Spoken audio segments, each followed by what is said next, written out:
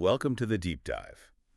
Today we're tackling, well, a truly immense subject, Hmm. the surprising connections between cosmic impacts and ancient apocalyptic traditions. Right. We've gathered a fascinating collection of sources, and our goal really is to extract the essential insights, the real aha moments, without getting bogged down in unnecessary detail. Exactly. Cut through the fluff. You want to understand the core relationship here. That's Yeah. exactly what we're going to do. Yeah, it's about seeing those underlying patterns, the places where, scientific findings and ancient human stories seem to echo each other. Okay, let's start with a quote from Will Durant. It's pretty thought-provoking. Civilization exists by geological consent, subject to change without notice. That's a powerful one. Isn't it? It's a reminder that our world, which feels so stable, is constantly influenced by these larger planetary forces, something we often overlook, I think. Precisely. We focus so much on human actions, which is fair, but Durant's point really highlights the immense and often unpredictable power of nature, and that includes the cosmic environment. Building on that, think about this idea from Frederick Soddy, the Nobel laureate. He suggested that ancient legends, like the fall of man, might actually be rooted in periods when nature just dramatically took back control. Which is fascinating. And what's compelling now is that modern science is actually uncovering potential reasons for these kinds of dramatic global shifts. What Saudi hinted at there is this possibility that our oldest stories could hold sort of veiled historical memories of huge natural catastrophes. The fall could symbolize a societal collapse triggered by one of these events. And this brings us neatly to that timeless proverb, fire and water have no mercy. Ah, yes. It's remarkable, really. When you look at ancient apocalyptic traditions across the globe, destruction by deluge, Noah's flood, the Greek cataclysm, Yeah. and destruction by fire, like the Greek myth of Icarus, these are really recurring themes. And what's really interesting now is that science is finding more and more evidence for exactly these kinds of planet-altering events in our past. Like what specifically? Well, paleohydrology, the study of ancient water, reveals evidence of mega floods. Floods on scales that are just almost unimaginable. Wow. And then you look at analyses of lake sediments, ice cores from all over.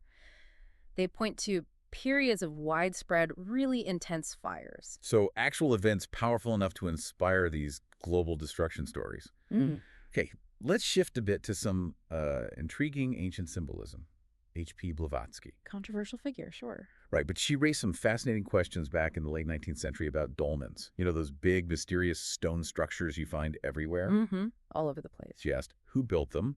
And why are they so often linked with serpents and dragons? Their purpose is still debated, right? Absolutely. But that serpent and dragon connection she noted, that's key. It suggests a symbolic link between these enigmatic structures and, well, powerful, maybe even feared forces in the ancient world. And Blavatsky even speculated, we won't dive deep into this today, but it's interesting that they might be remnants of some kind of ancient technology, with a dragon or serpent being a clue. A thought for another time, perhaps. Definitely. Yeah. But let's stick with the symbolism itself. Dragons and serpents, they're everywhere. It's striking, isn't it? The global distribution, China, the Americas. Everywhere you look, these creatures pop up, often as fiery serpents. That ubiquity suggests some kind of shared fundamental source for the imagery. And they often have this dual nature, right? Like living in the earth, in caves, but also soaring through the sky. What could that represent? That duality likely held huge symbolic meaning. Maybe a connection between the earth and the sky, the terrestrial and the celestial, perhaps embodying forces that come from the heavens but affect us on earth. Okay, now think about meteors. Folklore from Central Asia directly linked meteors to fire serpents. Streaking across the sky. Yeah, sometimes bad omens, sometimes weirdly bringing treasure. And the Andaman Islanders, they thought meteors were torches carried by evil spirits. That consistent fire serpent imagery is very telling. Linking fast, fiery things in the sky with snake-like forms. It's a potent metaphor. And the good-bad fortune thing maybe reflects the unpredictable nature of these events. Right. Then there are comets. NASA summarizes the ancient views pretty well.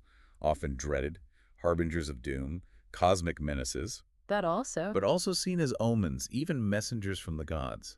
Quite the dual reputation. Well, the fear makes sense now, doesn't it?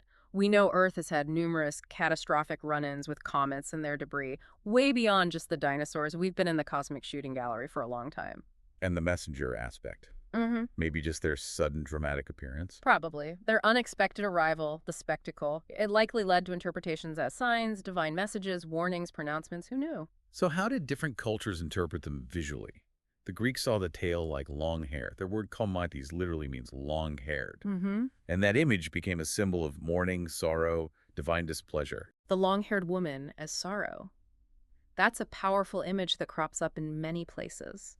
And the direct Greek word connection really cements that association with grief. Other times, a comet looked like a fiery sword, Ah, the sword. a classic symbol of war, death, divine wrath about to strike. Another potent symbol directly links comets to conflict, destruction, taps into that primal fear of celestial violence. Let's look at some texts. The Roman Sibylline oracles predicted a great conflagration from the sky falling to earth. Ominous. And the Babylonian epic of Gilgamesh describes fire, brimstone, and a flood while comet appears. It almost sounds like they understood the connection way back It then. really makes you wonder, that alignment in Gilgamesh comets, fire, flood, it's striking. Maybe it reflects actual observed events passed down. Then you have Rabbi Moses ben Nachman, 13th century, writing about God throwing 2 stars from heaven, presumably at Earth, to start the flood. Another celestial trigger for catastrophe. And a Yakut legend from Siberia calls comets the daughter of the devil, warning of destruction, storms, even frost. Frost, interesting. Climate effects. Yeah, this fear, it's so widespread across cultures.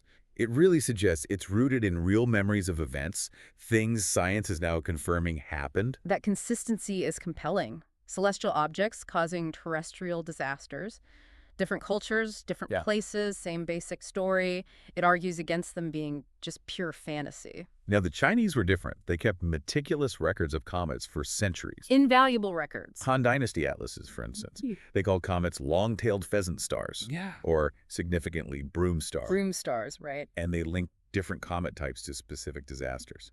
So let's add broom star to our list of symbols. The detail in the Chinese records gives us this amazing long-term view. And that broom star metaphor is evocative, isn't it? Sweeping away the old. Exactly. Comets as agents of change, sweeping things clean, sometimes destructively, sometimes paving the way for the new. It implies they saw comets as heralding major transitions. Even today, a bright comet can still evoke that sense of awe, maybe a little unease, a faint echo of those old fears. Yeah, maybe. Mary Proctor, writing in the 1920s, mentioned the Chinese broom star and quoted Pliny the Elder. Pliny thought a comet's shape foretold its impact. Arrowheads, sea monsters, swords, lances, flames. All threatening shapes, like the form itself was an omen of a specific bad outcome. And Josephus, the historian, writing about the fall of Jerusalem, he described a comet that looked like a sword called Xiphis, hanging over the city for a year. Linking a specific celestial event to a major historical disaster reinforces that ancient view of comets as potent omens. So we add blade of a sword, spear, lance, arrowhead to our symbolic list. Keep track. Then there's a European chronicle around 1000 AD, talks about the heavens having opened, a fiery torch falling with a long trail like lightning. It terrified people, indoors and out. Vivid. And then, as the opening closed, a dragon appeared. Blue feet, head getting bigger and bigger. Sounds a lot like an approaching comet. A remarkably clear description. Opening heavens for the sudden appearance, the growing head matching a comet getting closer, and the dragon imagery again. Edward C. Herrick, back in 1841, compiled old reports of star showers. One from 764 AD describes stars falling like rain, people thinking it was the end of the world. And it was accompanied by a severe drought. A meteor storm like that would be terrifying. And the connection people made then between the sky show and the drought is interesting, even if early science would have just waved it away. Right. Maybe we shouldn't be so quick to dismiss those old correlations between celestial events and things like earthquakes or droughts, beyond just, dismissing astrology's later forms. Well, the origins of astrology were about observing the heavens and looking for connections to Earth. While modern astrology isn't science, the basic idea that things happening up there could affect us down here, that deserves serious thought, especially now. There's an Arabic text, 1889, mentioning an 8th century event in Egypt. An earthquake and Shuhub, bright meteors acting unusually. Coincidence? Or maybe atmospheric detonations triggering seismic activity. It's an intriguing question. Proving direct cause and effect for every historical instance is hard. But the possibility that meteor airbursts could contribute to earthquakes, we shouldn't rule it out. Think Tunguska. Yeah, and Italian chronicles from the 10th century note celestial signs falling. blazing stars like torches around the same time as widespread earthquakes in 555 AD. Again, that coincidence. And another Egyptian account, 935 AD, violent earthquakes and remarkable falling stars happening together. Tunguska's airburst did generate seismic waves. These connections might be real. The pattern is suggestive, isn't it? It pushes back against simply calling it random chance every time. This brings us to neo-catastrophism. Victor Klube and Bill Napier, their book The Cosmic Winter. Foundational work in this area. They argue that many ancient myths are basically coded accounts of encounters with comets and their debris. They point to the Greek myth of Typhon. The fiery-winged monster with serpent heads. Right, defeated by Zeus's thunderbolts. They draw parallels with Phaethon too. Their core idea is that Earth went through periods of intense cometary bombardment, and these terrifying events got embedded in human memory, becoming myths and legends. And crucially, Klube and Napier state that Typhon wasn't just some random monster. He was explicitly identified as a comet in classical and early medieval texts by Leitus, Plutarch, Pliny. That's a game changer. Identifying Typhon as a comet means this mythical terror wasn't just fantasy, but a cultural memory of a real major celestial event. Pliny even described Comet Typhon, said it had spiral-like glowing red knots. Sounded really unusual, maybe spinning fast. Carl Sagan wondered if it connects to the swastika symbol representing cosmic power. An extraordinary description, and Sagan's speculation hints at just how profound these cosmic events might have been for ancient symbolism. And think about the Babylonian myth, Marduk battling the dragon Tiamat. Very similar structure to Zeus versus Typhon. Maybe an even older shared memory of some cosmic battle. The parallels are remarkable. Sky god versus chaotic monster. Maybe it's humanity trying to make sense of surviving these immense cosmic upheavals. Okay, we have to talk Tunguska. 1908. The modern benchmark. A 15-megaton atmospheric explosion over Siberia. Flattened forest over a huge area. It's our key cosmic lesson from recent history. And interestingly, It happened during the summertime toward meteor stream. exactly. And eyewitnesses said the object came from the direction of the sun, which fits the toward trajectory. Tunguska is the stark proof that these impacts aren't just ancient history, they're a current risk. And the Toward connection reinforces the idea that we regularly fly through potentially hazardous debris streams. And speaking of debris, a comet's nucleus isn't solid rock. It's this fragile mix of ice, gas, dust, rock. An icy burp ball, basically. Gravity, solar heating, Yeah. they can make it break apart, disintegrate, and that releases clouds of debris from tiny dust specks to Tunguska-sized chunks or even bigger.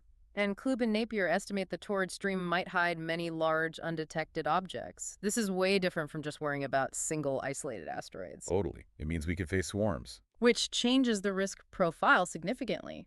Multiple impacts become a real possibility. And we've had recent close calls that should be a wake-up call. Since '88, hundreds of near misses tracked. Just this past June. During the Torrids again. Yep. Asteroid 2024 MK.